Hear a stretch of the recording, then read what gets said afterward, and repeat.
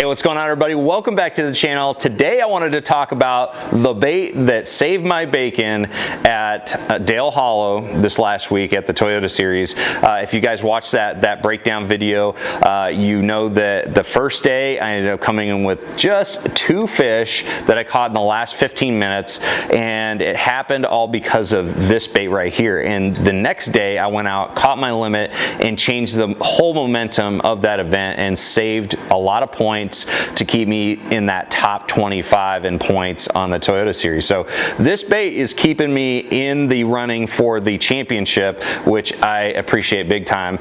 And I just kind of relearned a lesson about a spinnerbait on Dale Hollow this week that I think is really important. So I wanted to share my thoughts on this bait. But first, I wanted to kind of break down the tackle that I used at Dale Hollow and the tackle that I generally use with spinnerbaits. So let's start off with the bait itself. This right here is the star.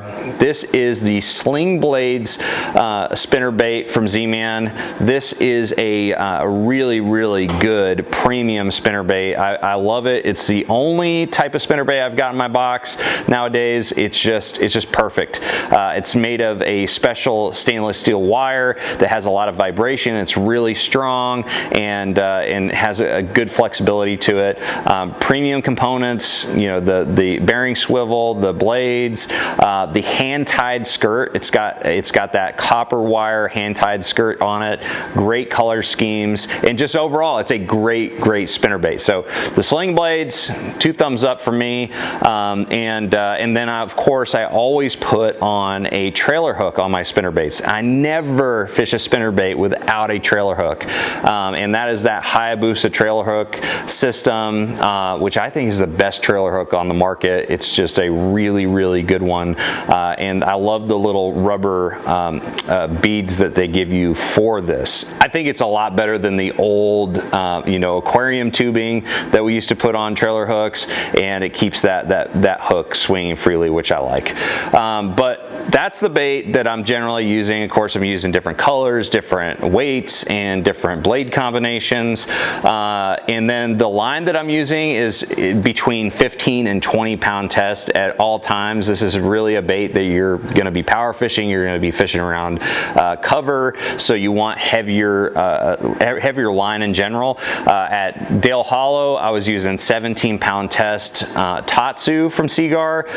That's one of the new sizes from Seagar, and it worked really well.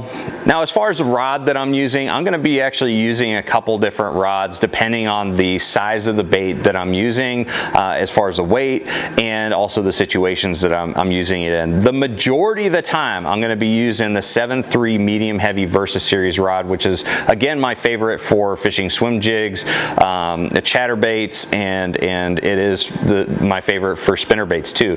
This is generally the rod that I'm going to be using for a 1/2 ounce spinnerbait or above. So 1/2 ounce or 3/4 ounce Sling Blades, this is going to be the rod. If I'm throwing one of the lighter spinnerbaits, you know, 3/8 ounce or even 1/4, that's when I'm going to be going down to like a 7-foot medium heavy Versa, which is, you know, it handles those lighter baits a lot better.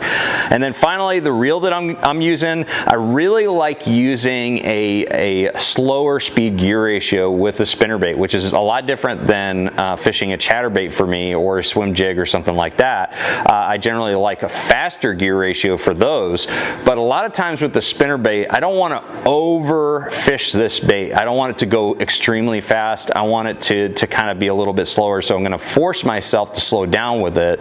And so I use a 6.5-to-1 gear ratio VLD10 from Fitzgerald Fishing. That's the reel that I like to use, and especially at Dale Hollow this week, which we're going to talk about, you know, the whole reason why I'm doing this video. Especially at Dale Hollow, I wanted that slower speed gear ratio because it forced me to not only, you know, slow down the retrieve to get that real slow roll, but it also, you know, it kind of compensated for the fact that I wanted to reel a little bit faster. So it just forced this bait to go a little bit slower. All right, so let's get to the reason why I wanted to do this video in the first place. And this is kind of, it's not necessarily a tip, it's almost like a reminder or a public service announcement that the spinnerbait has a situation that it really excels in, that I don't think we think about it for those situations very often, but it's very, very deadly. And that is for suspended fish. You know, fishing steeper banks, you know, in this pre-spawn, especially on highland or canyon reservoirs, you've got these deeper creeks, these deeper pockets that have kind of either bluff banks or 45-degree banks, and a lot of those fish are suspended off of those banks. And there's a lot of baits that just don't get in the strike zone and get those fish to react like a spinnerbait does. A spinnerbait, one of the things that kind of opened my eyes at Dale Hollow is that a spinnerbait is actually kind of like the original Alabama rig.